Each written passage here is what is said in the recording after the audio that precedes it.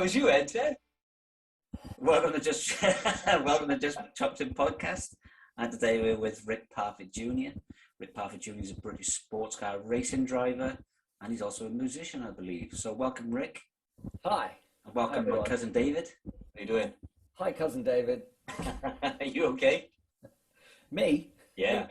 Yeah, no, I'm good. I've just got back from Thruxton and had a really good weekend in BTCC, and now it's kind of take that hat off and put another hat on, and we're gigging heavily, this in the next 2 weeks, and then back to Croft again. So yeah, as my sort of cap says, it's all about rocking and racing lately. Yeah, cool. Rocking and racing. Quite a bit. It's nice to be back working, to be fair, with the band, because we've had 18 months of absolute hell. From a music industry perspective, everything was cancelled for the last 2 years. So yeah, it's nice to be back doing, well, what I do best, so to speak. How are you guys? So you're not a very good driver then? I've always, when anyone says, what are you better at? I said, I'm distinctly average at both. All right. So do you want to lead it, Dave? Yeah, we can do. I know you're a petrol head. Oh, Yeah, you did have a question for me, Rick, but you... Yeah, I was going to say, I agreed to this with absolutely no prior knowledge. So, quite frankly, what is Just Chopsing about? And I have my finger on the exit meter. Well, basically, chopsing is a sort of a Welsh term. It's a Welsh, what do you call it? A colloquialism, if you like. Borada icky. That's Yeah, it. yeah, that's it. And it's, if you're being chopsy, then you're just talking back. Oh, cool. So it's like, we Okay. really call it Just Chopsing. Well, yeah. So I'm a big fan of Wales in general, to be honest. Yeah, I've got loads of mates down there, and we've gigged loads there, and it's just ruddy beautiful, isn't it? Especially when you get down to the Gower and around there and everywhere. It's just wicked, absolutely awesome place. that's my sister lives. Pembury. Oh, sorry. I Pembury. Hang on, Pembury. Well, we know about Pembury Circuit. For years, everyone said great place to test, but don't eat the lasagna. All right. What's wrong with the lasagna then? I have no idea. I've never been there, so that's just allegedly. Okay. Don't blame it on me. I'm sure it's great. Yeah. So if we kick off with your driving career then, so I believe you started in about 1996 and you started karting. Yeah. I was, my family.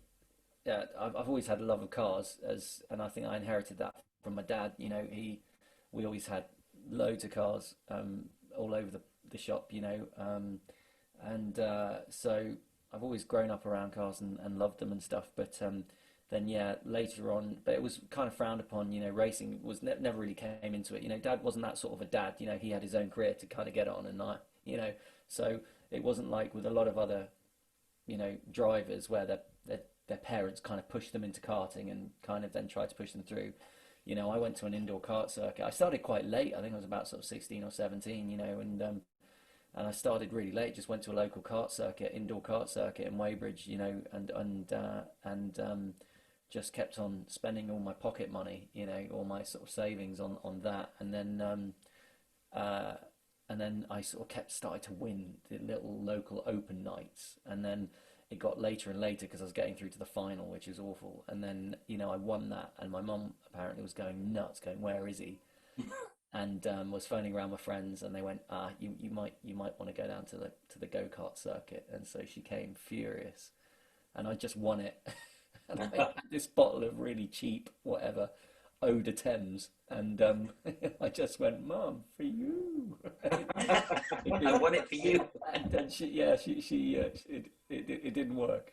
But at least she sort of started to realise that the passion was there. And then, there was Daytona kart circuit where I really started to get involved in a little bit of outdoor racing.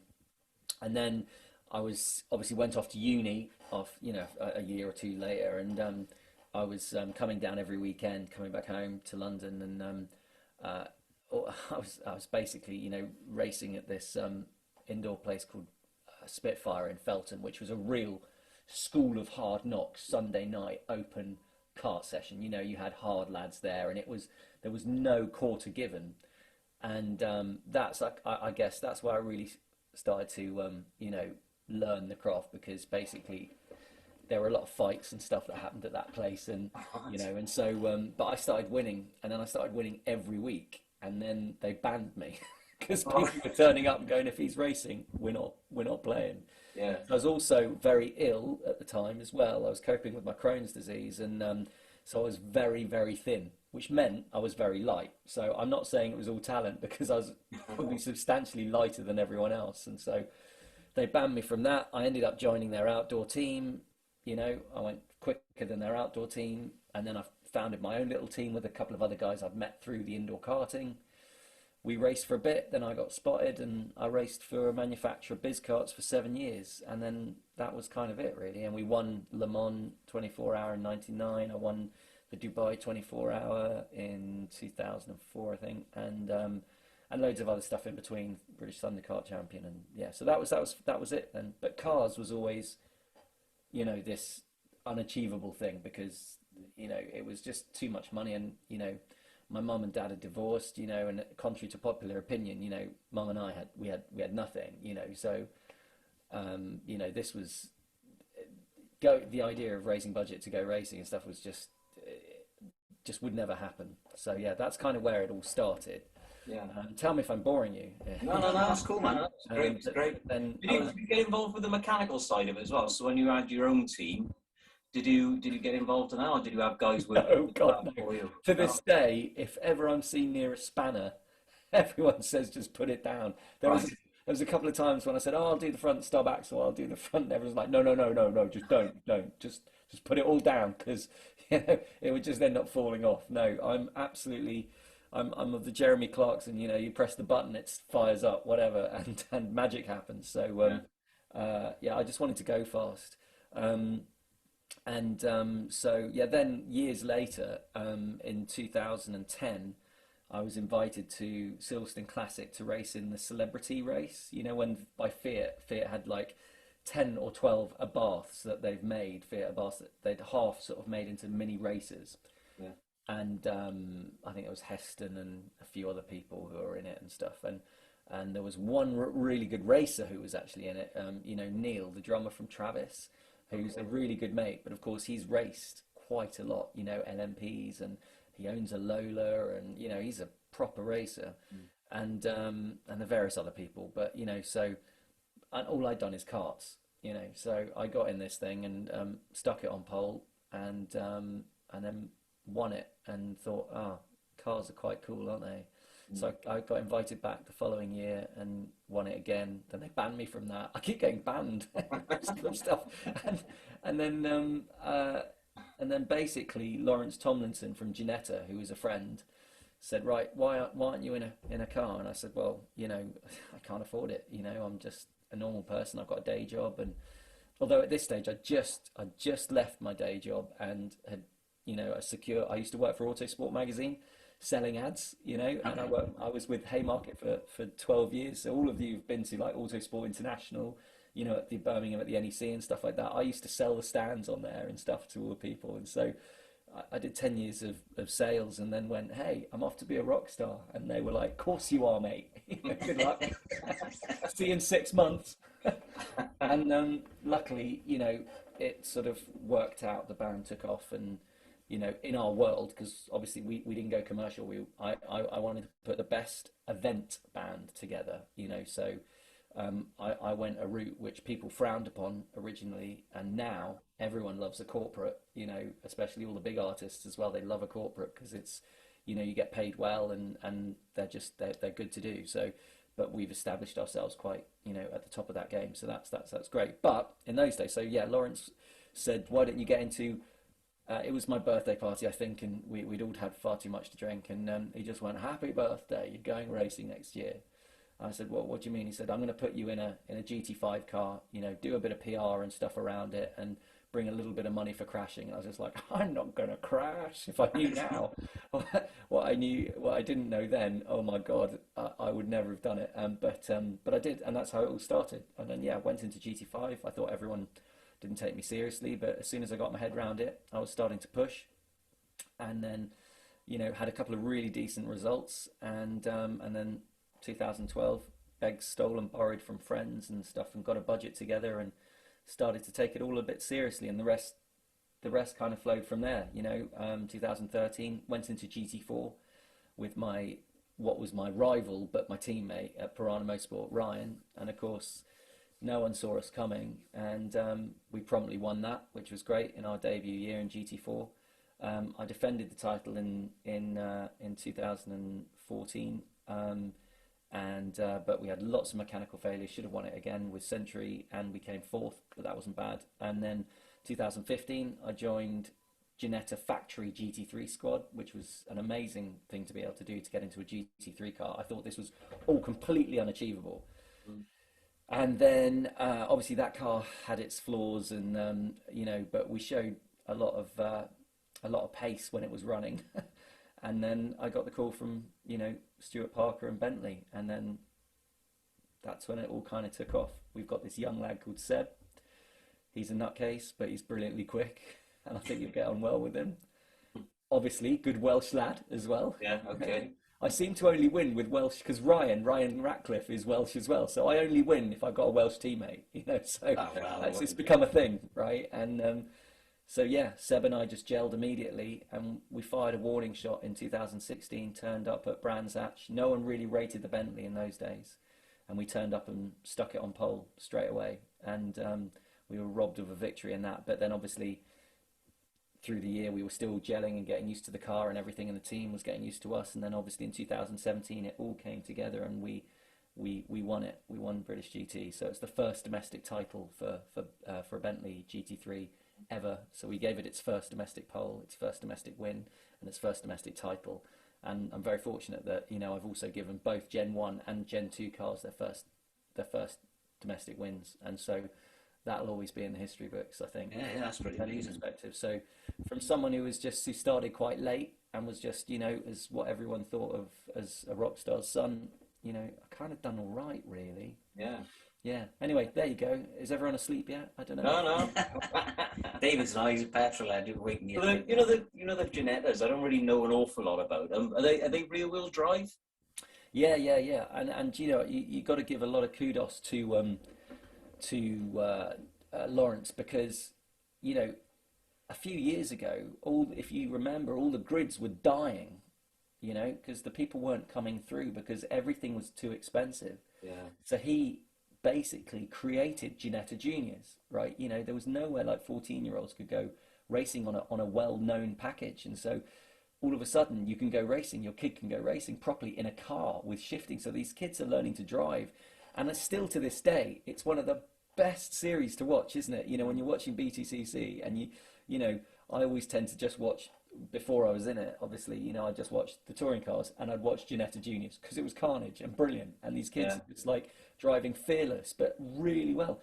So you all of a sudden had all these people coming through. Kids are going up and getting a cost-effective way to get into proper motor racing, and also he created like the GT5 Academy, which was like, people who were a bit older but wanted to go racing, they could go and do it, and they could buy a car and drive it to the circuit and then race it and take it home or whatever.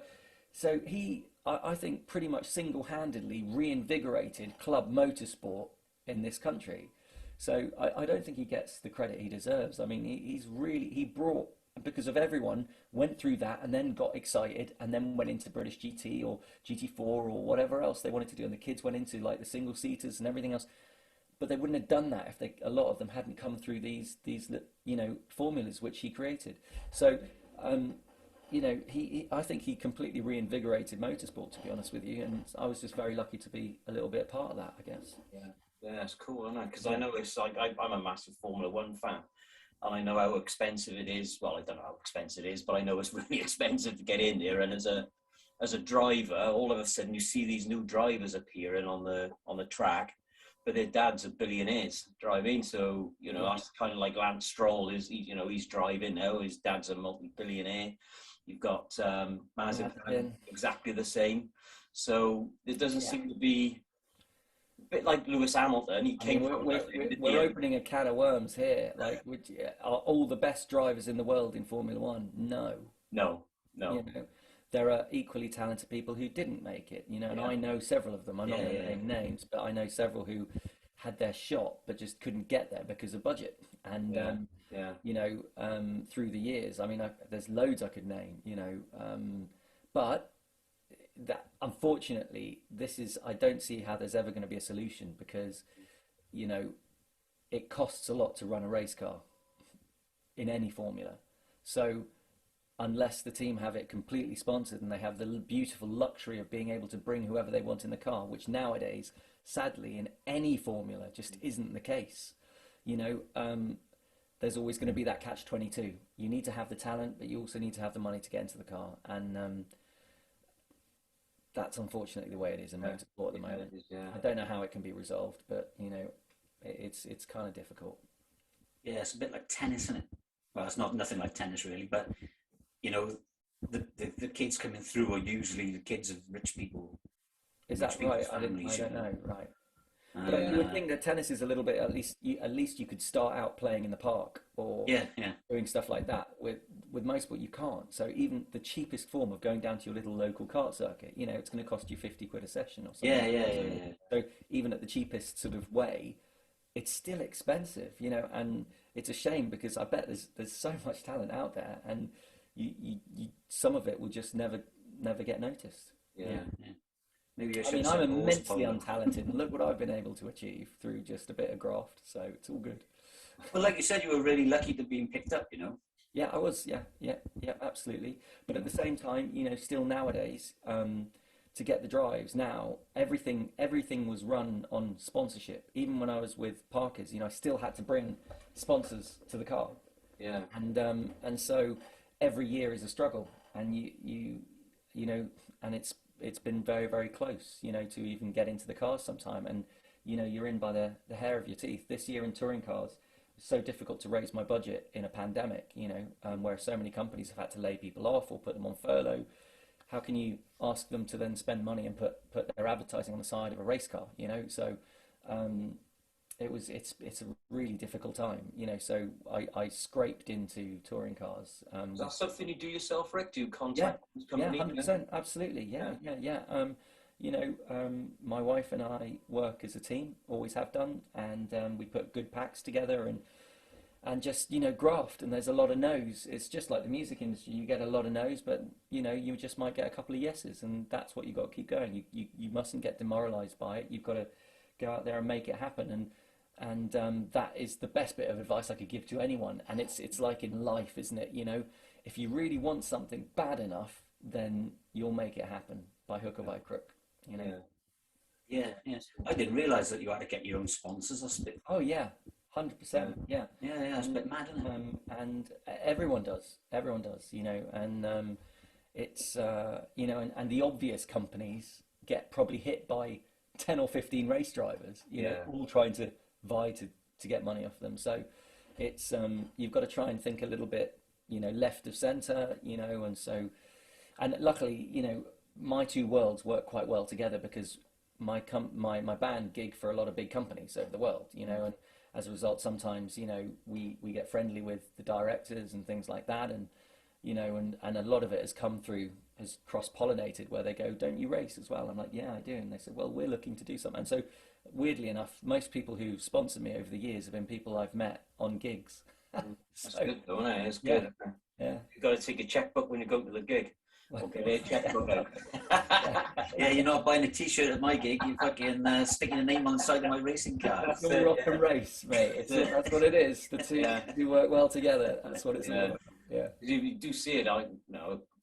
Going back to Formula One, you see like there's like maybe top 2 or 3 drivers are on salaries, and like you said, the rest of them are having to bring something to the team, aren't they? Well, I think even like a lot of pros nowadays, because teams can't just fund huge budgets, especially in other formulas. So, but what happens is if you're an established name, it means that you can maybe get a big budget off a company, do your deal with the team, and then take the rest home. So I know several drivers, quite a lot of drivers who do that.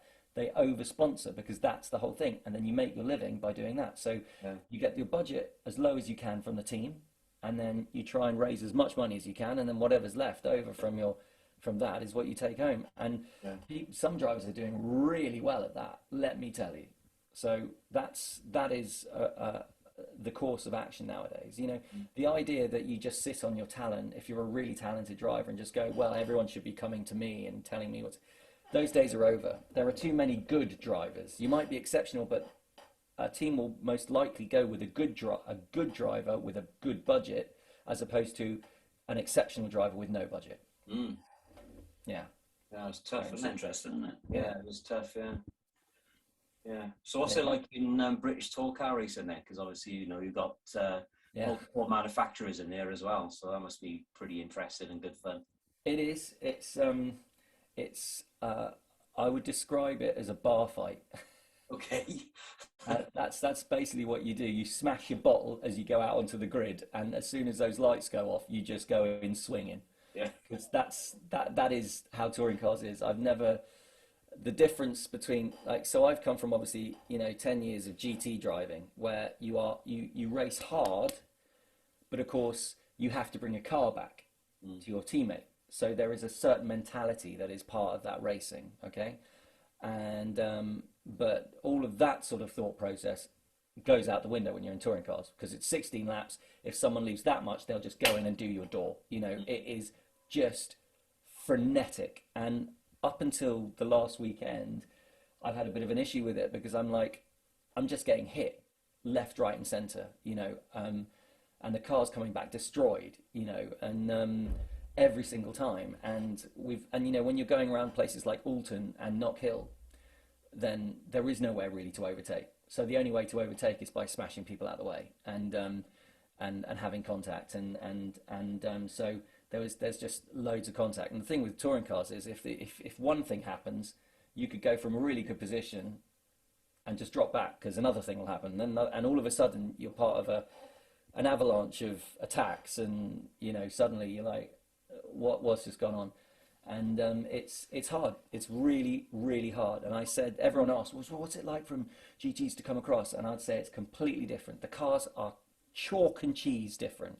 You know, I've come from 650 brake horsepower, ABS, traction control, downforce, big grip, you know, and rolling starts, a completely different mindset, to, you know, no downforce whatsoever, front wheel drive, which is just like a dark art, let me tell you, you know, shifting, not paddle shifts, sprint races, standing starts, you know, a completely different way of thinking and etiquette and how to attack everything. And it is the most different. It's I wouldn't even consider it the same sport if you look at it like that. You know, it feels like you've gone from tennis to rugby. You know? Yeah, it sounds a bit like stock car, really. Well, there's a lot of similarities, let me tell you. You know, I mean, there's a lot of contact, and but it's just a different mindset. And there is a massive skill in driving these cars.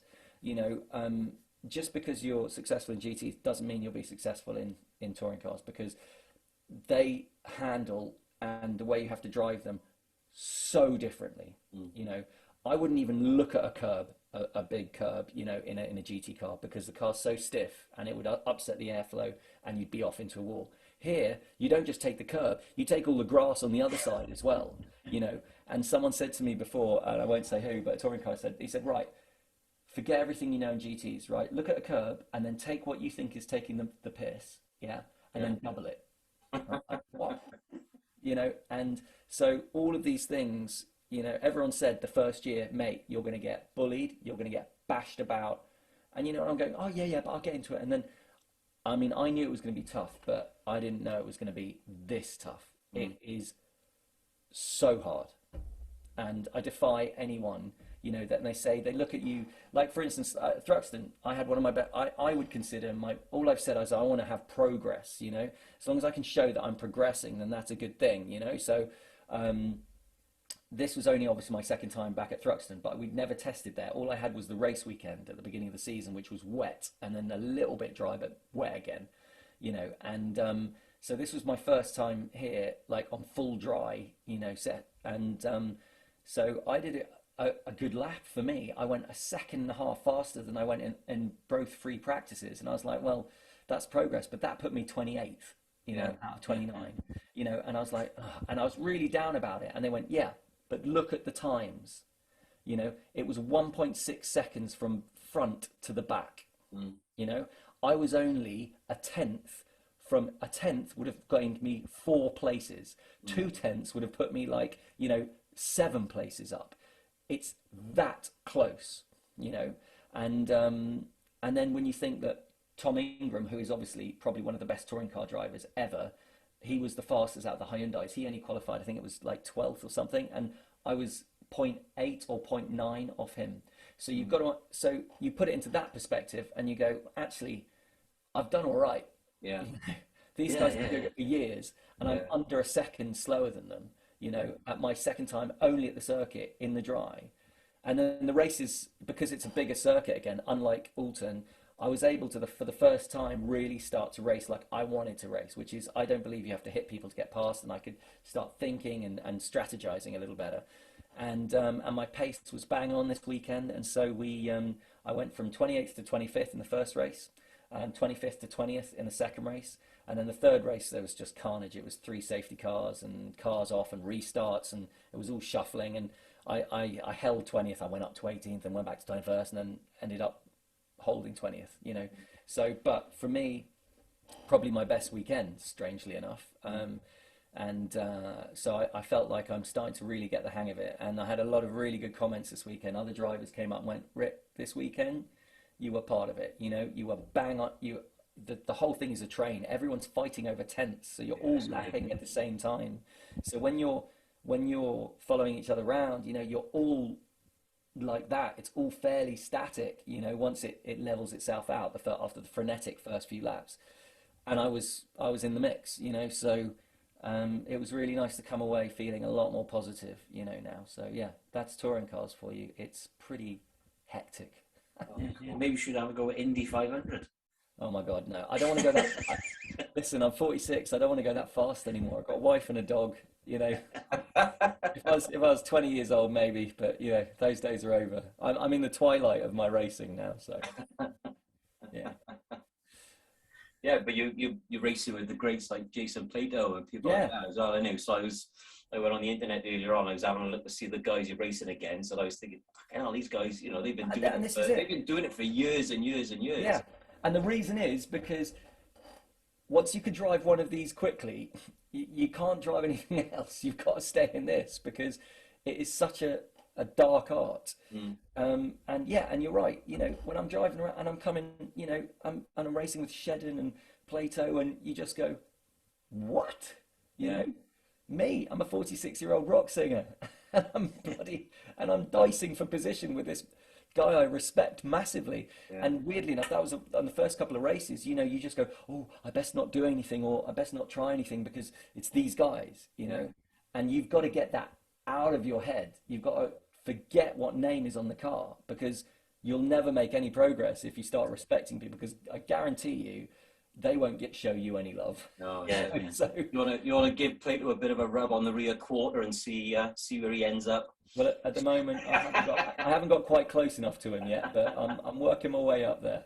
Yeah, that's awesome, isn't it? Because you got Nicholas Hamilton's in there as well, because I know he was he driving, I was saying to Terry before, I can't remember if he was driving Golfs or No, he's Renault Clios or something. He did Clios before, and Passat, and so but you know, a lot of these people have come from the Clios, which is front wheel drive and kind of like a mini touring car series, you know, like Jake and everyone else, and so they know what front wheel drive is about. You know, for me, it was the weirdest thing. You know, how you brake. You're asking the front to do go, stop, brake, and steer. Yeah, it's asking a lot from the front axle. You know, and it's a really weird thing to sort of get your head around. Yeah, because it understeers as soon as it comes onto power. It just goes and it just understeers, right? So there's and all you're doing is, and also, you know, you've got to weight manage the whole time. It's how the car is so sensitive to how you pitch and roll it and how you set it up for each corner. Like battery in a minute. Sorry. Oh, there you go.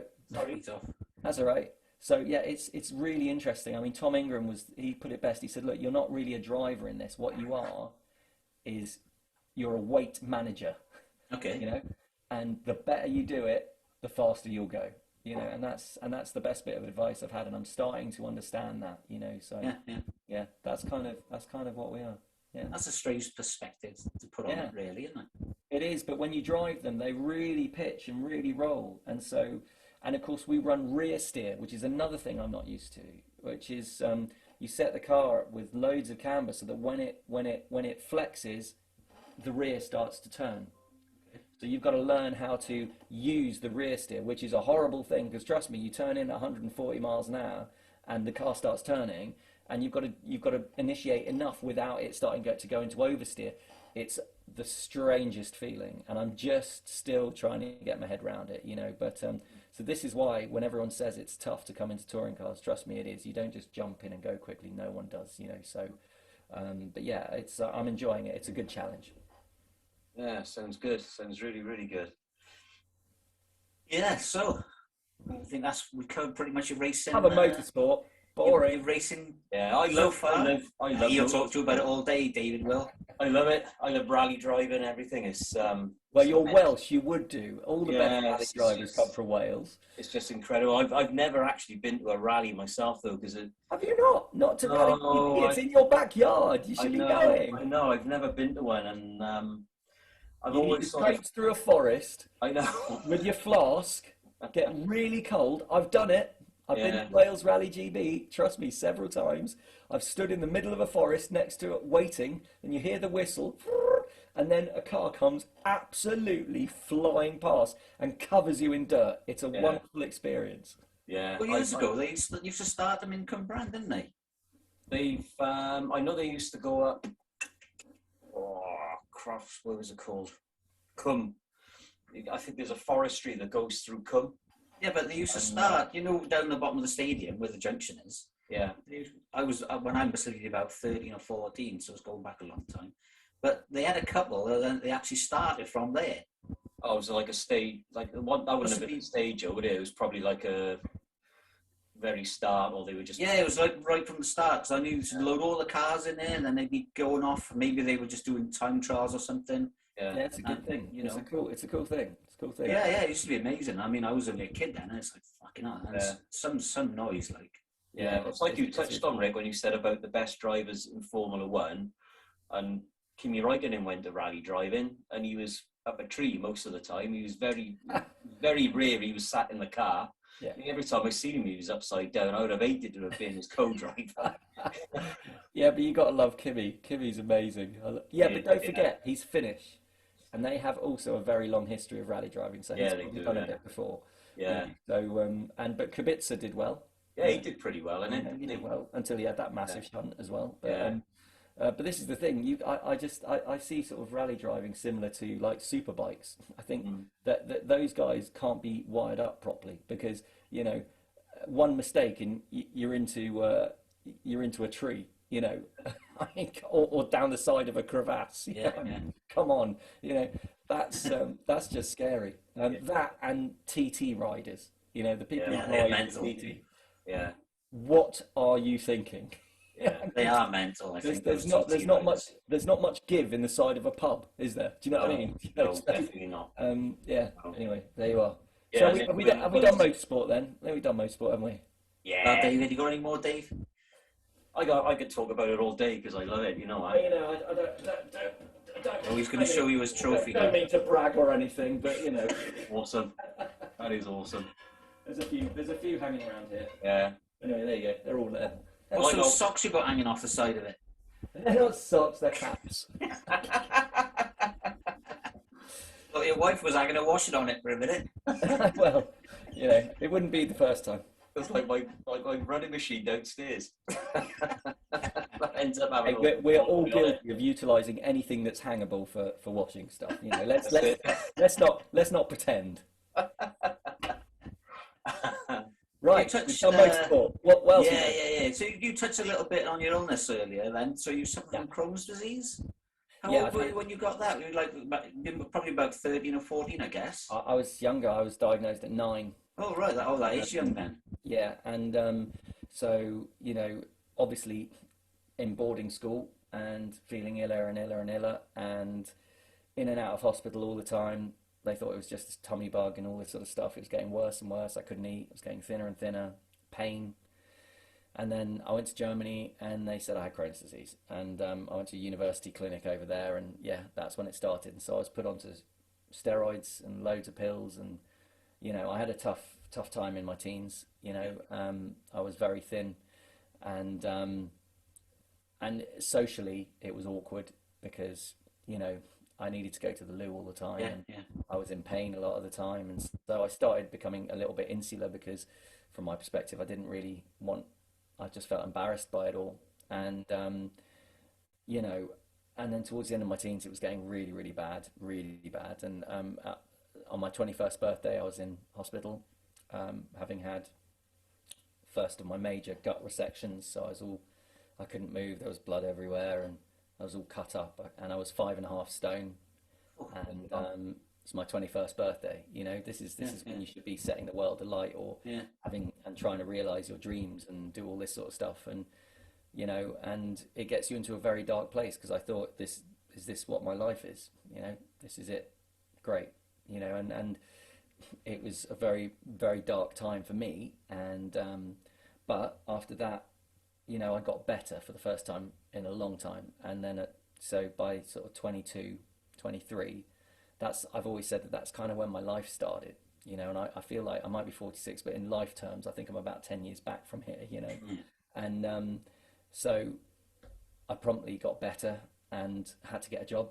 And so cycled up the road in Teddington, and I think I was 22, yeah. And Autosport I knew was up the road, Haymarket Publishing, and just went, hello, can I have a job? I love go-karting and motorsport. And they went, but aren't you the son of, and I was like, well, yeah. And they went, well, why do you need a job? And I was like, because I've got to pay rent, Yeah. So, yeah, we'll talk about your dad in a bit. Yeah, and so I did that, and then that's how everything else sort of started. But sadly, it came back again very viciously in 2010. Oh, okay. So I had to have another big operation. I got better again, and then had a few years remission, and then it came back with abundance in the sort of 2018, 2017, 18, 19. I was really struggling with it, and but I was trying to put it off all the time, and I was trying not to show everyone that, because I was trying to win a championship, and also gig with the band, and so everyone was just, all my friends and family and my band and my teammates just like helped me get through the down bits, and I'd have to jump onto prednisolone steroids to get on top of it, but that all had other side effects and stuff, and it was a horrible time. But I was very lucky in January 2020, well, in December, I think November of 2019, my doctor said, look, you are in a bad way. This is now dangerous. So we have to operate. It's as simple as that. If we don't, if you let it go, then there's no saying what will happen. So I was very lucky that I was scheduled at the end of January in 2020. I was one of the last major surgeries to happen, before COVID hit. And I was in Guy's in St Thomas's in London, and the first COVID case had actually come in. So that's the crazy thing. So we were just starting to talk about it, and but yeah, it was a 6.5 hour operation. It was a really nasty operation. They took several sections of bowel away up the top. It was all fistulated, and so they had to repair all of that as well. And I don't have a lot of gut left now, and I was marked up to have a bag as well. And luckily my surgeon is Andy Williams, and he's an absolute genius. And when I say someone knows me inside and out, he actually does, like genuinely, because he's operated on me now 3 times, and he's amazing. And so the recovery was horrible. I wanted to be back on stage and gigging by March last year, and I would have just about made it by the end of March, I think, to have been able to just about do a gig. And then of course the world just went into meltdown. So, it's been a really weird time for us. Yeah, well, fortunately you had time to recover then. It did, yeah. I mean, that was the one decent thing that actually came from everything, is that even though my whole industry collapsed, and but all I've been doing up until then is working, racing, racing, and I got to spend an amazing year with my wife and my dog, and we went traveling, because obviously last summer you were allowed to go, so we took our race motorhome and we just went around Europe, and we rattled it off, and we did obviously all the right tests, and we follow all the things. We had like loads of PCR tests with us, but we went all the way through France, and then just went, there's no reason to be back. We don't have any gigs or work, so let's just keep going. And so we stayed in the motorhome, and we went all the way down through Italy. We did Rapallo, we did Sorrento, the coast, we did Pompeii, Florence, Rome, and then went across to Bari. And she went, do you know what, we could get across to Croatia on and I was like, you're joking, look how far from home we are in our motorhome, this is mental. And then we just kept going, and it was the most incredible thing I think I've ever done in my life. And we saw so many beautiful things and just kept going in our little motorhome, and it was just brilliant. And so for me, that was the greatest summer I think I've probably ever had, and it was just wonderful to spend it with my wife and dog, and it was great. And then we came back in October, so we were away for like 3 months. It was just madness, and with no real plan. We just kept going. It was brilliant. And then I came back, and obviously, you know, the world was quite a depressing place, wasn't it? And Christmas was quite depressing, not being able to see friends or family. And so I just threw myself into the studio, and I've written an album, and it's just now, we're just producing it all up now, with a great producer called Joe Webb, and I've got some amazing artists who are going to be on it, and I can't say, and I really want to say, but I've got several massive 80s legends, like absolute legendary people who I really wanted to be on it, and they've all said yes. So we're just getting that all sorted. So we'll hopefully have the album finished by end of the year, and then probably early part of 22 we'll probably release it. So yeah, really exciting times. Well, you mentioned one already. Have I? Yeah, Andy Williams. I didn't know he was a surgeon as well. And he rides a Harley. He's like he's playing solitaire all day. Here's the thing, right? When I was being like prepped in the prep room before you go into the theatre, you know, the operating theatre, right? You know, do you know this? He's so lovely. He came out to get me from the holding bay or whatever it is, you know, and he said, "Come on, let's go," you know, and I'm like, honestly, I'm quite scared because it was a big operation, and he said there are risks, you know, and you have to sign the waiver that if anything happens, it's just what happens, you know, and obviously you kiss your wife and say, well, see you soon, hopefully. Let's hope nothing serious goes wrong, you know. And bless him, he came out, sort of put his arm around me, he said, "Come on, chap, let's go," you know. And so you go in and you lie down, and they're all joking, and the anaesthetist, I can't say that word, puts that stuff in you, you know, and you go, "Oh man, this is so great," and, you know, and you just feel really chilled. And then they go for the proper stuff, and all I could hear from the operating theatre was dun da da dun da da dun da da da da da. It's blasting AC/DC Back in Black out of the and he sort of came through, and he's wearing a skull and crossbones like operating thing, and he was like, "This is for you, Rick," and I was just like, "Yeah," and I was like, "I really want to listen to this." Well, gone.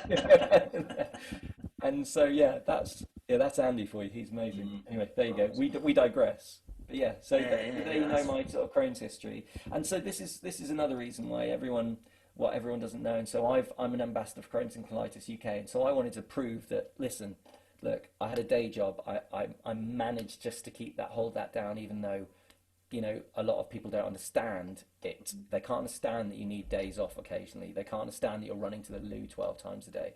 They can't understand when one day you're in so much pain, you know. But this is why I've always said, right, I need to raise awareness of this illness. And so we did that. But also what people don't, it's not just the physical side, it's the mental side. You know, the fact that you become insecure, you know, with your body image, with all the symptoms and everything that comes with Crohn's. It's horrible, it's debilitating, and you know, it affects everything. It affects your work life, it affects your relationships, you know, it affects everything, your family, your friends, you know, and it's so easy to become very, very down and very depressed and very insular, because you know, sometimes you just don't want to be part of the world. And so I've always tried to push that side of it as well, and to hopefully inspire a little bit, in the sense that, look, you know, I've made music work, you know, I stand on stage in front of thousands of people, and I can do it, and I've got Crohn's, and I've fought through it, and you can too.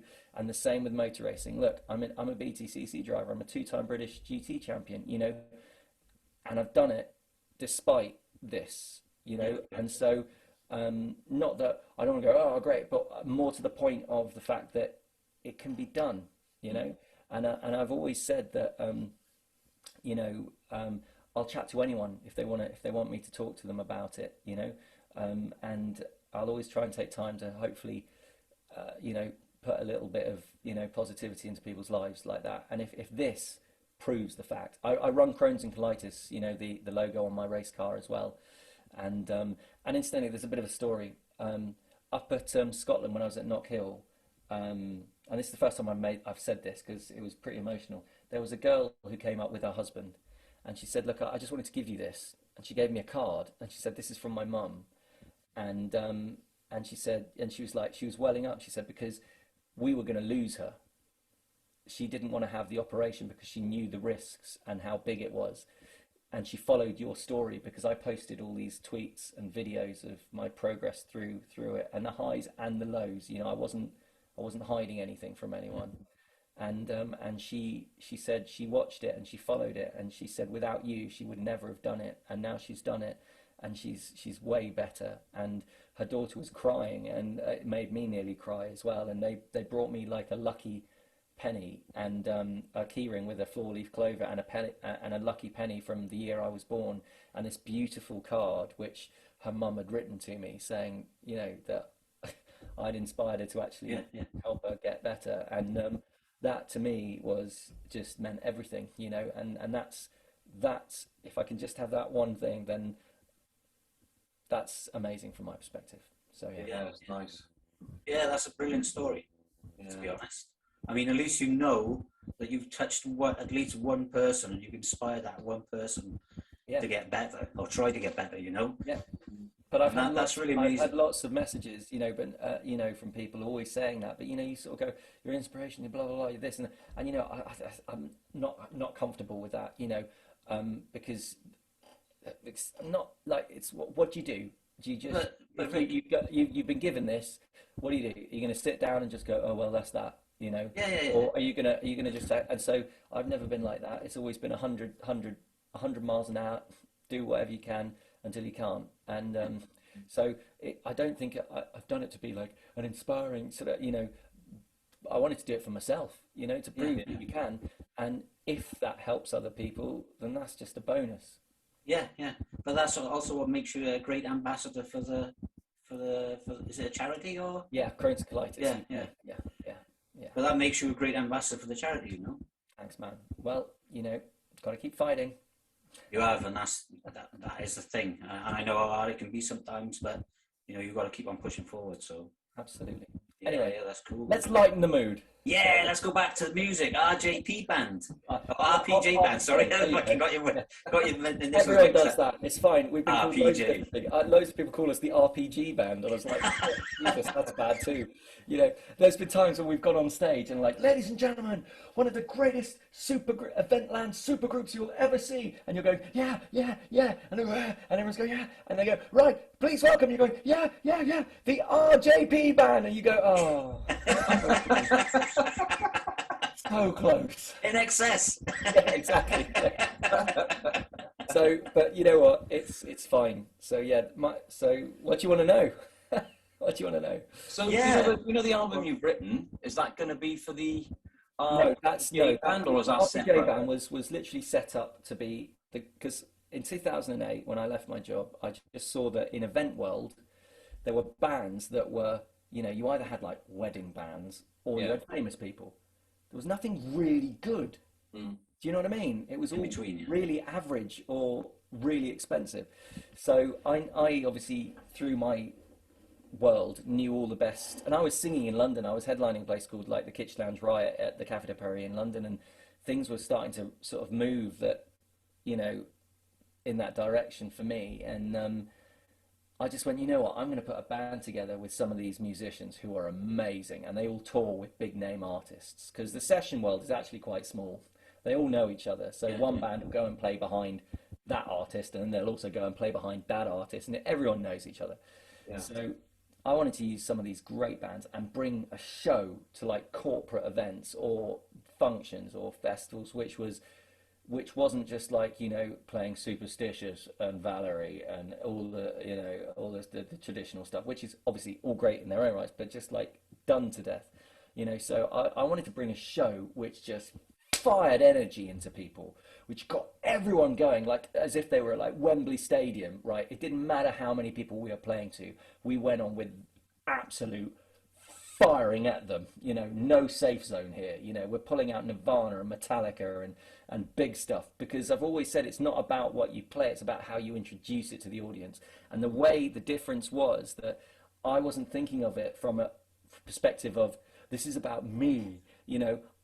My whole thing about the RPJ band, I nearly said it wrong there, is that it's all about the audience. They don't know it yet. They are the sixth member of the band. They just don't know it, right? And so, and obviously I've been singing for years in London and watching all these amazing different people each week who are on the same show as me, from West End stars through to, you know, pop stars, loads of people we sung, and they all had different ways of performing.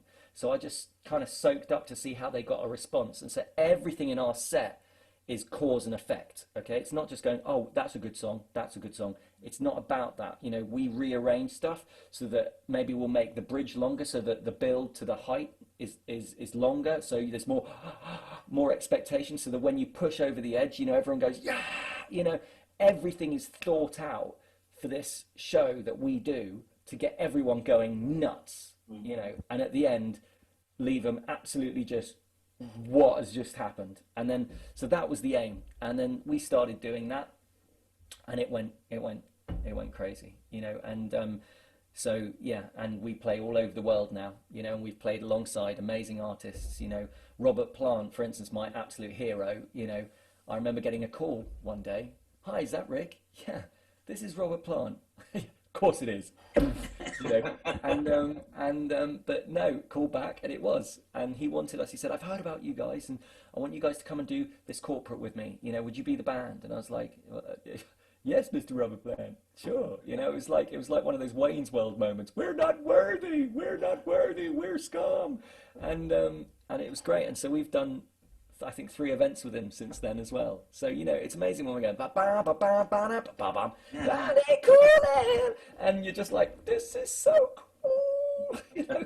And so yeah, and we've played alongside Christ, you know, Brian Ferry, Eric Clapton, you know. Obviously we've played, we've even been booked on the same thing as Quo, which is weird, but separately odd. We've played with, oh gosh, in the States we played with Spandau Ballet, and then we did another tour where we were with Belinda Carlisle and Rick Astley, and then, oh god, the list is, we've played with everybody over the years, and it's an amazing thing, and it's still rolling, you know. So that's the RPJ band.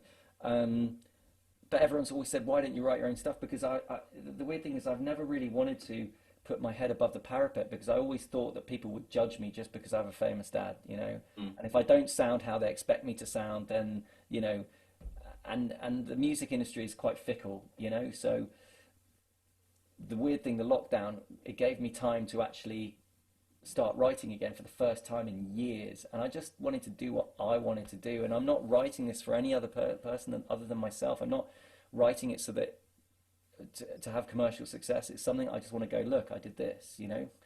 And I was watching a lot of the big 80s movies, and, you know, from Top Gun through to all the stuff that we love, and I just have this love of big, you know, sounding massive cinematic, you know, sort of synth rock, if best way to sort of, you know what I mean? Yeah. You know, all the big emotive moments, and Hans Zimmer, and it's just great. So I've written this album, which is, you know, like we're using all the old 80s synths, you know, Oberheims, DX7s, D50s, all those sounds, which is really in at the moment, you know, as you can hear anyway. But that wasn't the reason I was doing it I was like, oh damn it, everyone else is now jumping on this as well. You listen to the new Coldplay album, it's all 80 synths. And so but irrespective of whether it's on trend or not, so I've written this album, and it's got a load of stuff on it, which is you know, a lot of cathartic stuff, you know, and just like brain dumping situations and stories, and and it's all big emotional stuff and some quite a couple of good rockers on there, but at the same time something very melodic and just beautiful and big sounding. And yeah, so it's when it's finished, I'm going to be really proud of it, and then we'll just see what I do with it. To be honest, I'll probably just was trying to think out a strategy of what best to do, but the likelihood is I just want to put it out there. So I'll probably put a song out a month, you know, and just out across the platforms, just see if anyone likes it, and then I want to do a couple of shows with it as well, because the songs really lend themselves to being big sing-alongs, you know. So that's kind of the plan at the moment. But you know, initially I've just got to get it finished. So the songs are all written. It's actually behind you here. Okay. It's actually on my screen, every single Can't file. see it. You know, it's right there, yeah. And so yeah, we're going to get that finished, and then put it out to the world. And you know, I've got it's under a different project title, so it's called Hope Zero, you know, which is okay. sort of my new sort of writing name, because I want to put it out there on its own merits, and that people can judge it with an open mind, you know. And if they like it, they like it. If they don't, they don't. I don't care, really. Are you looking to produce that yourself, or are you going to get? Yeah, I'm producing it myself, and I've brought, you know, obviously my skills on that level are fairly limited. You know, I'm a good songwriter, but it comes to, well, you know. But you know, obviously production is a whole different skill, and so I'm writing. My guitarist, who plays with ELO, a guy called Joe Webb, and he also produced my dad's solo album with me as well. Who's an amazing guy and so talented, and he knows me as well. He knows me so well. He knows what we love, and he knows what I like as well, and we've just gelled so well. And we go into the studio obviously a lot at the moment, and every time I go in, he's done something. I'm just like, this is awesome, you know. And there's a phrase which I've always said, which all my band always say, I say, they want to get me a t-shirt, which is just bigger, bigger, bigger. Right? That's all I was like, bigger, bigger, bigger on stage, getting people singing. But that's basically everything to do with this as well. I'm like, the chorus has got to be bigger. Everything's bigger, you know, bigger, more emotion, more massive, more strings, more drums, more everything. Let's go. So that's kind of, it's turning into this opus, but we'll see what happens. Don't ever start fishing. Oh, well, actually, no, that's and weirdly enough, one of the megastars who's going to be singing on it is Welsh. Oh, I thought he was going to say he's a fisherman. And that's who said it's a he. Oh, okay. And that's all I'll say. Must be Catherine then. If But it's not a he. I'm not going to tell you who it is. No, I know you won't tell us who it is, but But I'm so excited she's going to be on it. Keris? No, it's not Keris. I love Keris, but no, it's not her. Don't worry, let's not go there. She's retired. She retired years ago, did she? Anyway. No, she's got road rage. Road rage. It's all over. That's things like that's what you get when you're in your touring car. That was a great song, Catatonia, wasn't it? That was. Yeah. It was, yeah. Well, I hope you come back on and tell us when you release your album, mate. Yeah, defo, man. So. Yeah, it'd be good to come and use your show as well. I'd love that. That'd be brilliant. Christ, we've been on for an hour. Yeah. Time flies on you. Yeah. It's just Chopsing, mate. Just Chopsing, man. You know. But you touched on your dad a little bit. I mean, going back to when you started the RPJ band, I got it right that time. Did you use your name, your dad's name, as a little bit of an influence when you started, or no? Well, I mean, it was the Rick Parfitt Jr. band initially, but I never wanted us to be judged on that. So, no, I mean just to get a couple of musicians in.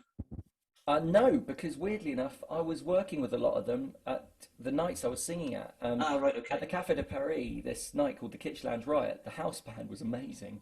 Okay.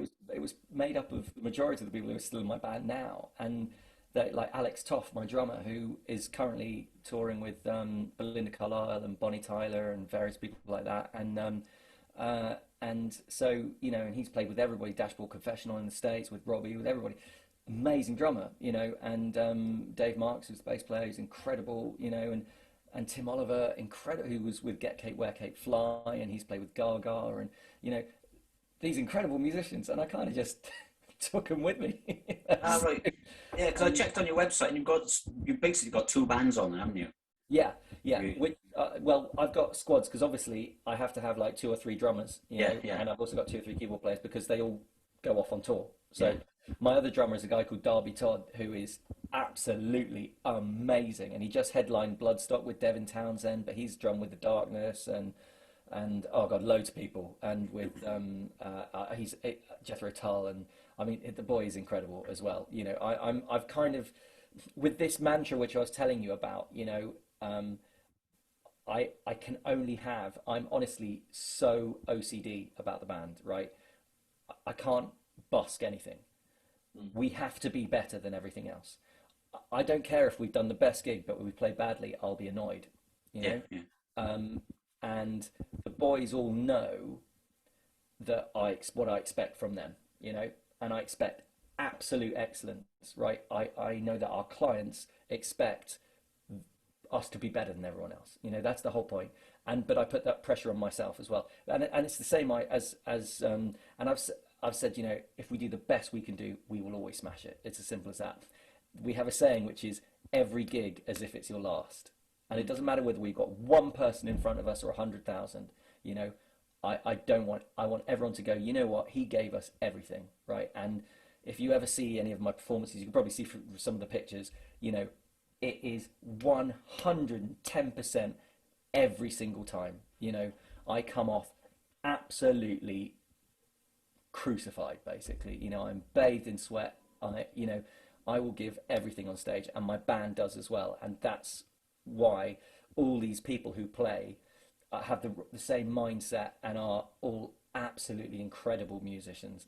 And, you know, I think I'm a good front man. I think I'm an average singer, you know, but I'm a very good front man, you know. But that can make all the difference. These guys are phenomenal, and it makes me excited, you know, each time you go on stage. You're like, these guys don't know how good my boys are. Wait, you know, and then bam, and we fire in, and people go, oh, okay, we get it now, you know. And so yeah, I love that. But it's the same with racing, right? If I've done the best I can possibly do, and yet I've qualified 28th, I'm happy. Yeah. If I feel like if I've won a race and I've left something on the table, then I won't be happy. So I guess that's maybe just in my mentality, you know. Yeah. So how was it? I mean, you've got the same name as your dad, so I mean, and you've obviously tried to It's a curse. build your career on your own merits, if you like. Yeah. Hence RPJ. So people book us don't, you know, they don't know who my dad is for the main part. The corporates don't. You know, we get booked because of what we do. Yeah. How did you find that? I mean, you said your mum and dad got divorced then. How old were you then? I was 9, so kind of excited, you know, with everything happening. Yeah, let's not get into that too much, hey. No, I'm just wondering. I mean, I just wondered when I didn't see Dad for 10 years. You know. Oh, right, okay. Because I mean, I didn't see my own father. I mean, right. I just wanted to touch on it just briefly. I just wondered when you reconnected, because I remember my mum and dad divorced when I was 4, right, and then I reconnected with my dad when I was like 30. Yeah, right, okay. So similar vibe. You know, he came to. I would obviously see him, you know, because they were famous. So I'd see him in papers or on the TV and stuff. Because I was quite fragile because of the Crohn's and stress was very bad, you know, it was advised that we don't meet up because, you know, I was a young lad and, you know, I'd probably just get really upset and it wouldn't help. So, but I remember him coming to pick me up from school. Mum said, right, well, I think it's about time. And I was at my sixth form college. And I was at this school where everyone's rich and we weren't, you know, and like everyone gets picked up in really posh cars and stuff like that. Because obviously the deal was he had to still pay for my schooling, obviously, as part of the divorce. And so I was at this school, but Mum and I had nothing. You know, she'd come pick me up in a Ford Orion, you know, and everyone else is there in their whatever, Bentleys and stuff. And I remember she said, oh, well, look, your dad's going to come pick you up. So he'll bring you home and that's a good way you guys can chat, you know. And so I was so nervous, you know, and I remember the last bell going and you walk up to this like car park, you know, where all the parents are hanging around, and there was this bright blue Porsche turbo convertible, right, with the roof down, with my dad looking every inch the rock star with the shades on, long hair, and obviously first, like, two things: one, oh my god, my dad's a bit cool, and two, oh my god, look at that car, that's the coolest thing I've ever seen. You know, I'd never been in a Porsche. I was like, oh, this is amazing. And so I remember sort of taking my rucksack and putting it and going, "Hi, Dad." Yeah. And we got in and fired up, and everyone was like looking and stuff, and I was just like, "This is so cool! This is so cool! This is so cool! This is so cool!" And I said, "Look, can we go the long way? Because I love this car. Can we just drive the long way home?" And we drove all the way round through the Surrey Hills, and with the roof down, with the flat six sort of wailing, out the back of the car, and we were listening to Tom Petty, Full Moon Fever the whole time, and it was just one of the greatest moments, ever. Like just driving in the sunshine in this beautiful car with my dad and this amazing, and Tom Petty, who I was a massive fan of, and we didn't know that we both liked that anyway, and that was a good moment. Yeah, cool, man. Cool. Yeah, I look exactly like my dad, which is also a curse. I don't have the same. Oh, I do have the same name actually. Good looking lad. I have the same name as well. Oh my god! But unfortunately, he's not a fucking rock star or anything. So every dad is a rock star, I think. No, mine isn't. No. I can tell you that for nothing. Okay, all right. Well, we'll chat off air about that one. Yeah. Sometimes away from their jobs, dads are just dads, and they can be good and they can be bad, can't they? It's just when you strip all the other stuff away, it's what's still there is probably what counts most. And we could get quite deep on that one. Yeah, let's not. Let's try and keep it light-hearted. Yeah. I'll be slashing my wrists by the end of it. Oh god. No, don't. Seriously. Yeah. I threatened to write a book at some stage. There's a lot of stuff that needs to come out. But anyway, there you go. So, what else? Excuse me, just have a quick. I don't know. Very rock and roll. Peach tea, because peach tea. I think we've covered it all, mate. Well, we haven't covered your whole life, obviously, in an hour, but we've covered quite a lot. And it's been fun, boys. Thank you. Yeah, thanks for coming on. Really good. It's been a pleasure to meet you, Rick. To be honest. You guys too. Yeah, I've been following you on Instagram, and that's where we sort of met, if you like. Oh yeah, of course, yeah. Absolutely. And man, it's cool. It's really good. There we are. I really enjoy it. Listen, I hope everything is tickety-boo in Wales, and I'm our next spot actually to go take the motorhome is there's this amazing campsite called Isle of Rutherford. I can't quite pronounce it. Right. It's beautiful, right on the coast, and that's going to be where we are next. I'm a massive fan of Wales. I think it's bloody awesome, and I've been down to Ryan's house several times, and you just look out the back, and it's just rolling hills, and you're like, oh man, this is so cool. Anyway, there you are. So it is lush. We do forget this thing. Yeah, well, that's rubbish because I'm in Holland, and I don't see why David should get all the fun. Are you in Holland? Yeah, I'm in Holland. Whereabouts? Yeah, I moved over here about 20 odd years ago. Where in Holland are you? I'm just outside Eindhoven. Oh, no way. Oh, well, obviously, when I drive through to my mum, obviously I go up from Calais, across to Ostend, then you go Brugge, Ghent, Eindhoven, past Eindhoven. Oh, you come past my house probably. Yeah, on the E40.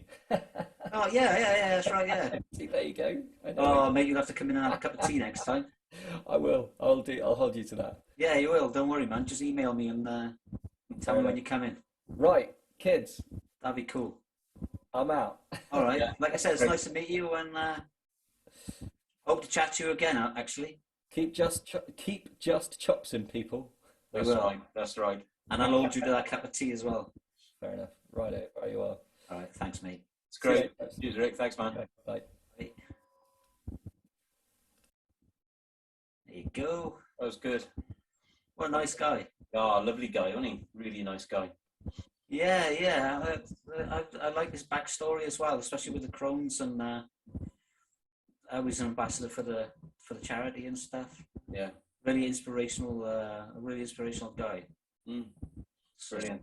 Yeah, and it's nice to see that he hasn't done it off the back of his dad's name as well. Yeah, he's a talented guy, and like you said, committed, and if you put your mind to it and go for it 110%, there's no reason why you can't achieve anything, right?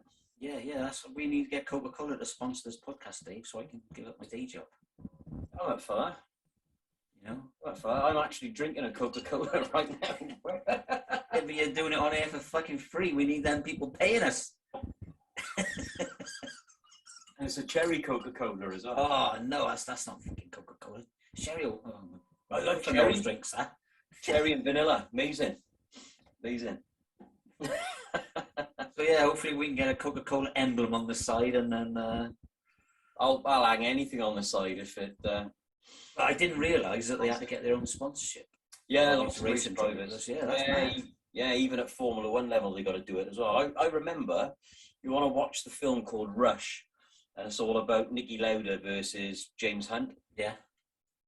And that's what Niki Lauda did. To get into Formula One, he had to get a sponsorship. His dad refused him, turned him down, because he was like a big businessman in Austria. So Niki went and got his own sponsorship. And I don't know if it's true or not, but basically he got in the car, tuned the car up. He was 2 seconds faster than his teammate.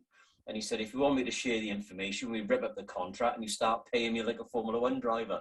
So I don't know if that was true or not, but he had to do the same. He had to get a big sponsor to get into Formula One. And I know a lot of the kids now are doing it as well. So, you know, like Hamilton came up through the academies and he got signed with Mercedes when he was really, really young. Yeah. But, you know, Lance Stroll's old man owns the team. And then you've got Nicky Mazepan. I believe he's a Russian guy. His old man. Sleeping tablet, eh? Yeah, I always call him Marzipan, but he's the same. He's had to buy his way into Formula One, and then you've got Michael Schumacher's boy in there as well now. Ah, right, okay. But he's a Ferrari driver, I believe. Do you know what I mean? So, but he's in a Haas team at the moment. So, yeah, it's. You know what I forgot? What's that? I didn't do my story. Oh, well, let's do it now. Just the two of us. Oh, mate! Was it a driving story? Was that? Yeah, it is, and I got it especially for Rick. Oh, that's a memory. You're farting, you are. You got like feedback. I'm farting. Am I? Yeah, you got a bit of feedback. Oh, I got feedback. Hang on. Don't know. There's a couple of times it was like a farty noise. Farty noise. Well, my volume and everything's okay. My background and things are okay. Weird. Okay. What can I say? I'll have to listen back to it. Yeah. Let's do the story anyway. What's the story? Oh, my story. Oh, I'm gutted now because I like to include my guests on my stories. No. Oh, bummer. Well, anyway, Marshfield, Wisconsin. I can't even say the word. Wisconsin. Yeah. In America. Mm-hmm.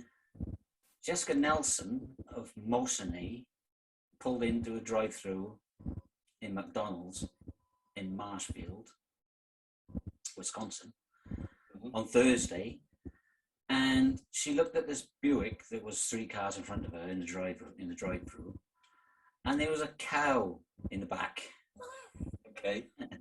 So she was quite surprised. So she actually took the video of the cow and then she put it on her Facebook and said, I went to McDonald's and there was a whole freaking cow in the car, not just a burger. Right? So she said, can you tell me who was driving? She put it as a message, post. Can you tell me who was driving through the drive-through in this certain McDonald's in Wisconsin with a cow in the back? And this family messaged her back and said, well, actually, it was only a calf. It wasn't actually a cow. And there was 2 other ones in there as well. Never. I hope they weren't buying it burgers, because that would mean he'd be a carnivorous cow, wouldn't he? He'd have to have chicken nuggets. Yeah. There were 2 others in the back. That's fucking funny, isn't it? Instantly, he just bought them at an auction and he didn't have any other way to get them home, so he had this Buick and he put them in the back of the car. What breed were they? Because instantly I just thought of what breed they were. The usual Friesians. That was the first thing I thought of, was a Friesian for some reason. I just know they were cows. Oh, they weren't black and white, they were brown, I think. Oh, okay. So, yeah. Oh, damn it. See, I was so engrossed in there. Yeah. That would have been a good story to tell. Yeah, because I definitely wouldn't put a cow in a car. Let alone 3. What are they going to do to your leather? Do you know what I mean? It's not good, is it? Well, they'll probably cut you up to it anyway, because it's like home from home, isn't it? Oh, Christ, yeah. They might get upset. It might have been their mum. It's like being back in the womb again, except that the womb's not made of leather, but... fucking sat there eating a burger. Oh dear. So, oh well. Never mind. I'll message him now and say, "Oh mate, I didn't put you in the story. You'll have to watch it at the end." So, all right, cool. I thought he was going to stay on actually, and then we would all go off together, but We'd all go off together. yeah, at the same time. Yeah, But yeah, all right, no worries. no problem. Okay. All right, then, mate. Yeah, That was a nice one. I like that. yeah, it was very good. It was a bit different as well for us, not just talk about music. So Yeah, I love cars. They're nice one. yeah, we'll have to try and get more of it. Yeah, it was very cool. All right, nice one. All right. Speak to you later. Yeah, ta-da. Ta-ra.